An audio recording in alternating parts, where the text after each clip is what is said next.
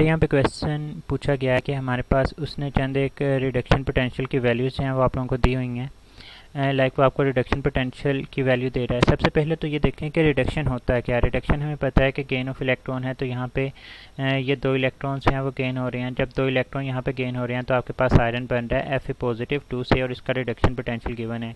इसी तरह से Fe+3 में 3 इलेक्ट्रॉन गेन करके आपके पास आयरन न्यूट्रल बन रहा है, इसका रिडक्शन पोटेंशियल है वो आपको दिया गया है।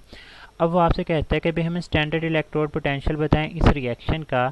इस रिएक्शन में देखें बच्चे आपके पास जो Fe+3 है वो आपके पास है रिएक्टेंट साइड के ऊपर, और जो Fe+2 है वो आपके पास है प्रोडक्ट साइड के ऊपर। तो आपके पास जो रिएक्शंस गिवन हैं आपने रिएक्शंस को इस तरह से यूटिलाइज़ करना है कि आपके पास जो Fe+3 है वो रिएक्टेंट साइड की तरफ रहे और Fe+2 जो है वो प्रोडक्ट साइड की तरफ चले जाए। और ये कैसे पॉसिबल है?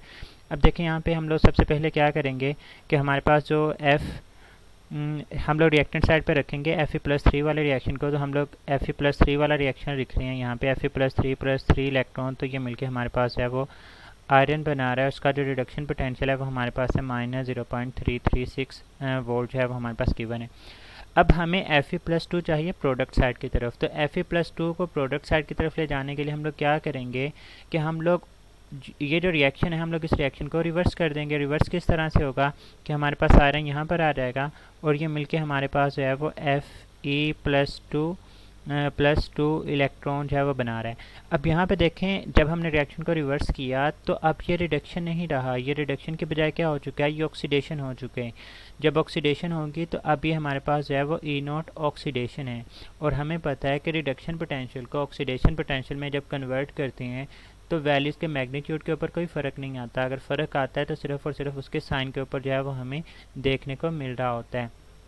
तो ये जो है वो हमारे पास E0 रिडक्शन है और ये जो है वो हमारे पास E0 ऑक्सीडेशन है। अब हम लोग क्या करेंगे, सिंपली रिएक्शंस को सम अप कर देंगे। सम अप करने से क्या होगा कि ये प्रोडक्ट साइड के ऊपर आयरन है और ये हमारे पास रिएक्टेंट साइड के ऊपर है, तो ये कैंसिल हो जाएंगे। अब पहले रिएक्शन में +3 इलेक्ट्रॉन है और दूसरे रिएक्शन में प्रोडक्ट साइड पे 2 इलेक्ट्रॉन है। तो अगर देखें मैं इन रिएक्शन को सम अप कर रहा हूँ, सम अप करने से कैसे होगा कि Fe+3 इलेक्ट्रॉन और ये मिलके हमारे पास Fe+2 इलेक्ट्रॉन जो है वो बना रहे हैं।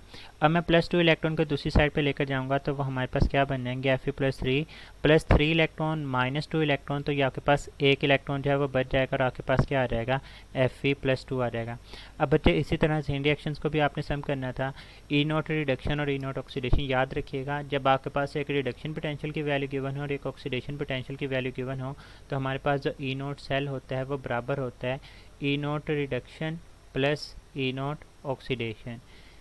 चाहे आप इस तरह से लिख लें, चाहे आप इसको E0 cell is equal to E0 oxidation को आप लोग पहले लिख लें प्लस E0 रिडक्शन लिख लें, दोनों फार्मूला के अंदर कोई फ़र्क नहीं है। खैर आप लोग इन दोनों को सम करेंगे तो हम लोग देखेंगे कि हमारे पास एक प्लस है और एक माइनस की वैल्यू है, तो माइनस होंगे। बड़ी में से छोटी वैल्यू को आप लोग माइनस कर देंगे तो 0.440 बड़ी वैल्यू है, तो ये हमारे पास जो है वो 404 वोल्टेज प्लस के अंदर जो है वो आंसर आएगा। तो इस वजह से हमारे पास यहाँ पे जो राइट ऑप्शन है वो हमें बीटा ऑप्शन जो है वो देखने को मिलेगी। तो ये आपके क्वेश्चन का आंसर था। उम्मीद है आपको